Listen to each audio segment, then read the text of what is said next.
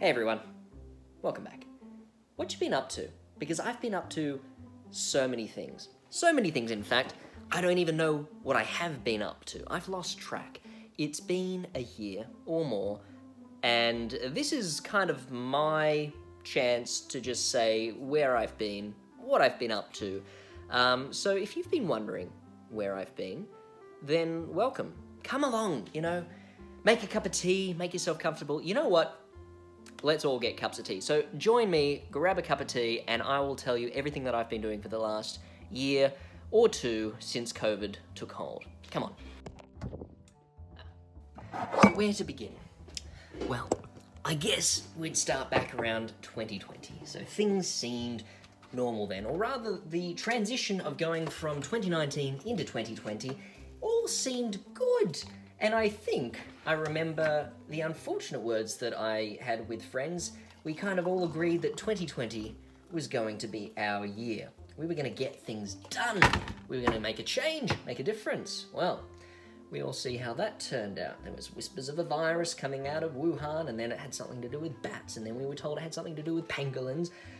And then I could have sworn at some point I saw that the Chinese Communist Party had accused the United States of birthing it, and it had come from the United States, and then at some point they even said Italy, and then Italy was just getting absolutely destroyed by it, and then us down in Australia, we thought we'd be nice and smart. We thought we'd separate ourselves from the rest of the world. That would save us. So we kind of became reclusive down here, and that's probably why you don't see many Australians abroad, because there are all these, announcements made by our government that said, Australians, come on home because there's a pandemic going on and we won't be able to help you if you get into any sort of trouble out there. So everyone said, all right, so, Australians came home, and we've kind of been stuck here ever since. And I think we're getting a bit bored of it. And I know I certainly was starting to get a bit bored of the pandemic when we went into lockdowns and there was nothing to do, nothing you were allowed to do, masks everywhere, and even then you could only really go out for essential purposes. And what was an essential purpose? We redefined what an essential worker was. No longer was it, people with the high-paying jobs, making a big difference for their companies. No, it was the little person. It was the burger flippers. It was the shelf stackers. It was the petrol station kiosk managers and all that. Because we discovered that society only functions when we can all get the bare necessities. No one knows how to make food.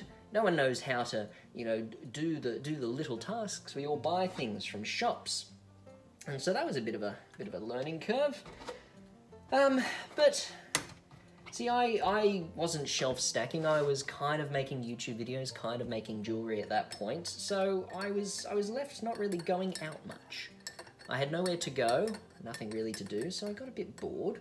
And so I started taking care of projects at home, which is essentially what I'm going to show you today. Finished building a pizza oven with my friend Dan. We'd been procrastinating that job for, honestly, years. I don't know when we started it. I don't know if we started back in 2018 or 2019. Hold on, let me just get rid of this tea bag. I'll deal with that in a minute. For now, I'm talking to you guys. Let's swap hands. Wash that. Don't mind me. This is going to be a very informal video, I tell you what. Not much editing because, quite frankly, I don't have the time, which is funny. I've had nothing but time for years. What was I saying? Oh yeah, we did a pizza oven. Come, let me show you. I'll tell you more about it.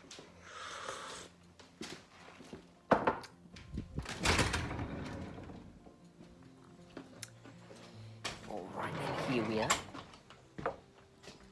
So behind me, you can see the pizza oven that we built. Now, this project got shelved for a long time, and I mean a long time. We either started it in 2018 or 2019, and we dug the footing for it. I'm going to flip the camera around. I'll see if I can show you what I mean. How do I flip this? I can't flip this. Alright, now I have to do this. You see down here, this entire section This is all built on top of a concrete slab which Dan and I had to lay. In order to do that, we had to dig out all the dirt, because if you can see behind me here, this hillside, that hillside kind of runs all the way along. We had to dig into the hill, flatten it, lay a concrete slab, and we got as far as that before we just stopped. And then the project didn't really progress further than that. However, nothing motivates you more than a pandemic where you've got nothing better to do. So we built up, block by block, a foundation for the pizza oven to sit on. So this entire area has obviously been raised up, and there is a slab on top of that that the pizza oven was built on top of. And we said, well, that's really nice and all, and I wonder if I can insert some photos. So in the hope that I've got some progress shots, here's what it looked like at various stages. And if I don't, then I'm just going to look like an idiot. So we built that all up, but then my dad and I, we kind of got the shits because we thought, well, it keeps getting wet whenever it rained, because and that's concrete. So we had a tarpaulin over it until my dad and I decided to build this awning. So we added the awning to the pizza oven, and we said we want it to look fancy. So we got these hardwood palings, and we created a nice little wall, and I put a nice little bench tabletop on top of it, and I said, well, you know what, that looks nice and everything, but it needs a garden. So then I planted this here vegetable patch. We've got, you know, rosemary up here, oregano, marjoram, thyme out in this corner, lavender over there. I think there's, oh yeah, it's hard to point at things because everything's inverted and reversed, so I don't really know what I'm pointing at. So yeah, planted a little garden, and then I decided gardening's actually a lot of fun. And so then I got into cucumbers. We've got cucumbers here and tomatoes here. And I thought, well, that's all well and good, but when you're planting things in the soil, it's a lot of work, moving soil around and getting everything level. And I thought, is there an easier way? There is. Hydroponics. I'll show you that in a minute. But the other project that we were quite fond of, my pa and I, we built a bridge. So if I bring you over here, I'm going to flip the camera over. We built this beautiful bridge. And you see it connects the two sides of the property. So we've got this side closest, and then that side furthest away. That is usually how things work.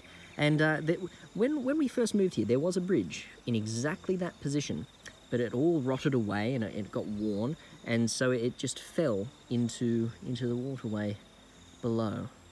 Quite a shame, really.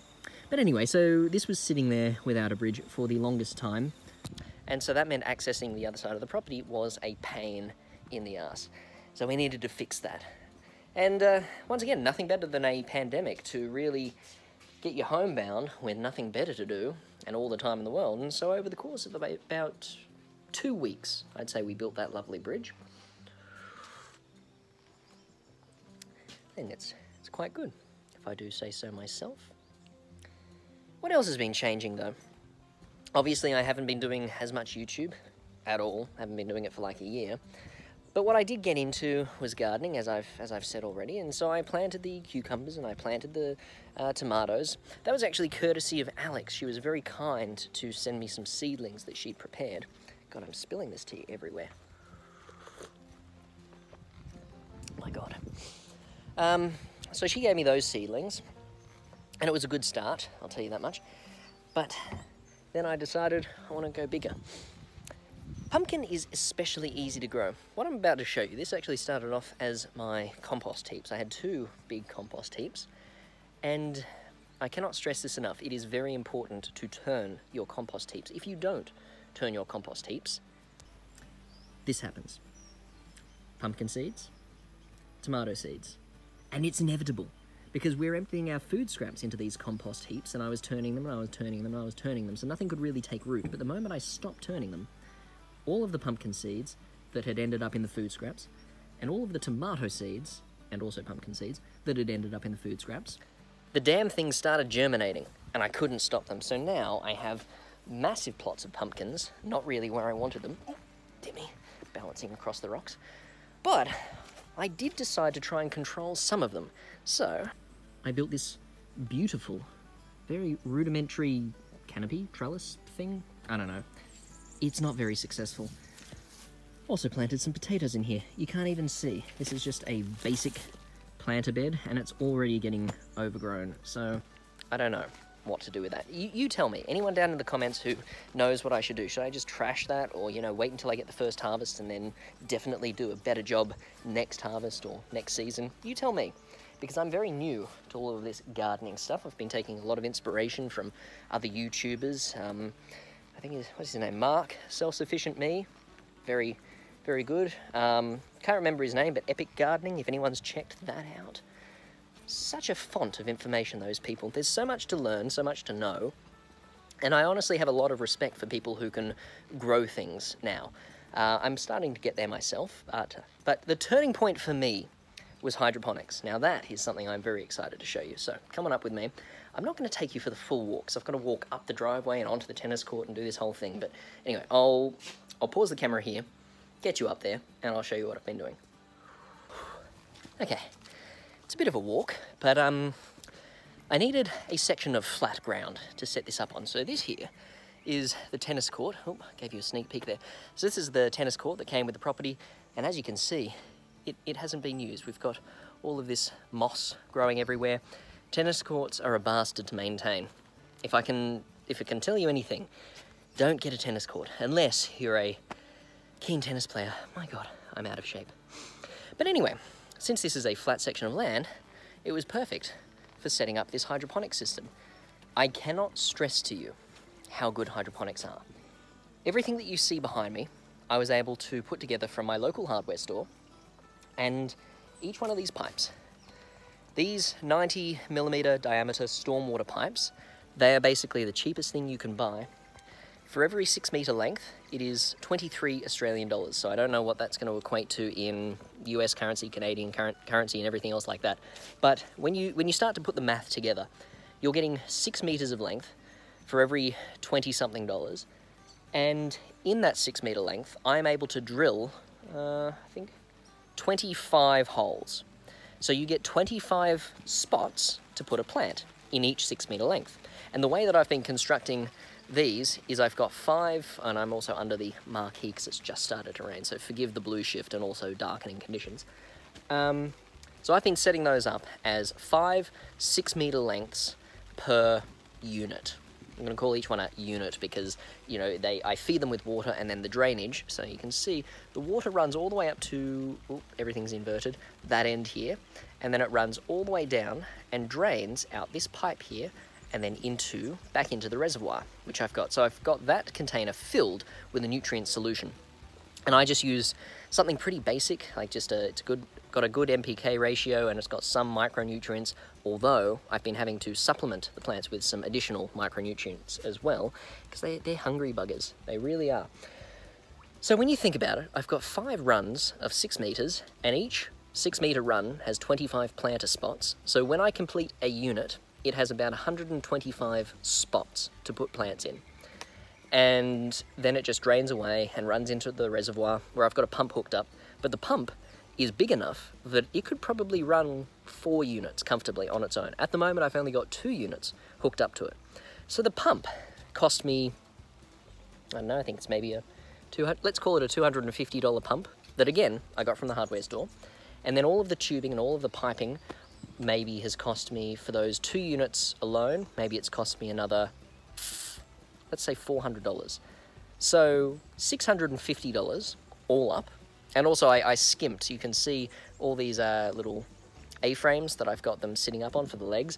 That's untreated, unfinished pine. So it probably shouldn't be out in the wet, but I'm only hoping that it lasts a couple of years until I can maybe get my hands on some steel and make some nice steel square bar legs. But anyway, I'm getting sidetracked. The point is, for $650, I have about 300 planter spots. So that's $2 per spot to put a plant.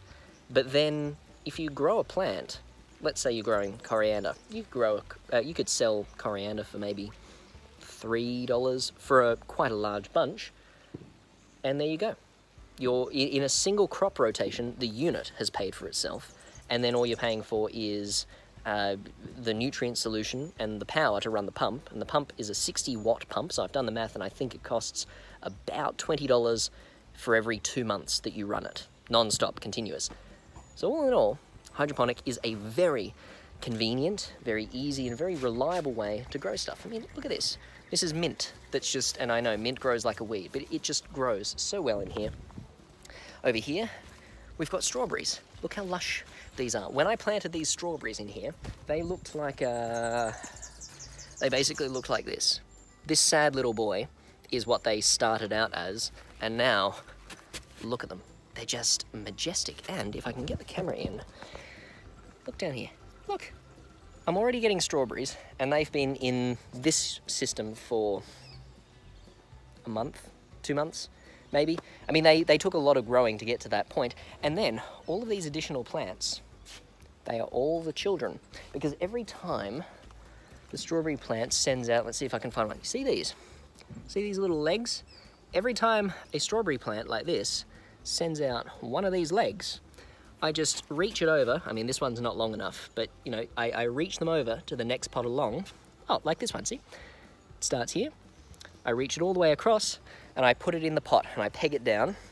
It's still connected to the mother plant, which means it's still getting nutrients, but then it's got an opportunity to send out more roots and you've got a new plant. Literally in 1 to 2 weeks, you can then sever that connection because it's already put down its roots and now you've got a new plant. Because you look at this, here's a plant that I did that with. Look, little roots sticking out. As soon as you see this, you can cut the connection from the mother plant because it's ready to live its own life. And so, yeah, that's basically what I've been up to. So I'm gonna take you back down to the house and wrap this up. And we're back. So I think that more or less wraps up everything that I've been doing. It's just been a whirlwind couple of years. There's been no structure. And it's hard to have structure when everything's changing every couple of months. I honestly feel for most of the places in the world that had it even harder than we did here. We whinge and moan because we had to go through a couple of lockdowns, but in the grand scheme of things, our lockdowns were relatively short. I say relatively short because there was a period of at least 3 or 6 months of like hard lockdowns, and I was just fortunate enough to be on a plot of land that was large enough that I had no shortage of chores or tasks to do. To be able to put together a pizza oven, to be able to put together a bridge just from parts that you get at hardware stores and timber imports. I was very fortunate, and anyone who is living through COVID in an apartment, my God, it would have been brutal.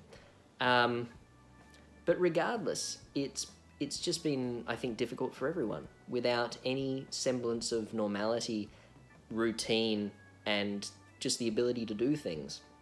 It's been a tumultuous year or 2 now.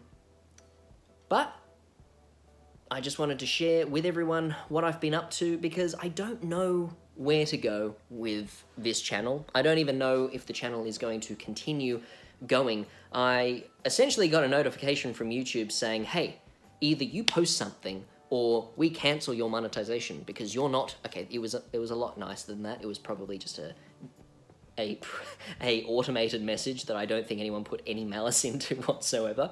But I thought to myself, I should put something out there at least and just hold on to the channel as a monetized platform just in case I do want to pick it back up. So let me know what you guys think, if anyone has any suggestions on where I should go and what I should do with it, because I'm considering at this point maybe going down the avenue of a gardening channel. Because I'm enjoying everything green at the moment. I'm enjoying putting together hydroponic systems. I'm enjoying putting together raised garden beds. And I am thoroughly enjoying being able to walk out my front door, pick some fresh tomatoes off of the vine and eat them straight away.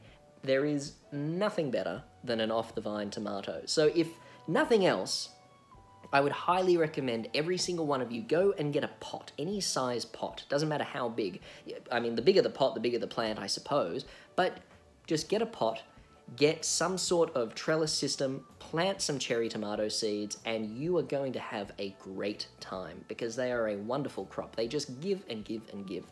And it also attracts wonderful bees and pollinators to your garden. I would also encourage everyone to start planting some ornamental plants, something that's got flowers that would be good bee food. It's just been a joy discovering this world of growing and just seeing things flourish. So let me know if that's something that you'd all be interested in, if I wanted to start sharing my gardening adventures. Maybe I should even just vlog every other day. Just take you around the property when I'm whacking something together, whether I'm digging up a plant, putting a plant in, filling a planter bed or a pot, or running a new crop in the hydroponic system, because that in and of itself is a massive learning curve. I'm finding out there are some plants that do particularly well in hydroponics. There are other things that don't do as well. And it's just something that I could hopefully share with you all and maybe inspire you to put together your own systems. It doesn't have to be 6 meters long. I've also played with the idea of maybe putting together, you know, meter-long versions with only 3 rows that could fit on a balcony, perhaps. So yeah, there's a whole lot that I could do. There's a lot that I don't know if I should do, or if I'd be interested in doing. So let me know what you guys think, and I hope that you've all enjoyed your cups of tea that hopefully you put together at the start of the video. If you didn't, go get a cup of tea. Sit down, enjoy life, look out at the views, or just sit quietly. But regardless, I hope you all have a wonderful day. I hope you've enjoyed sitting through my ramblings. If you didn't, you can also let me know. Tell me never do that again, Sam. I won't take it too much to heart. Just a little bit.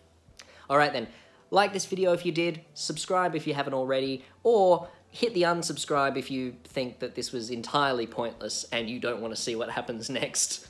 Your call. Until next time, bye.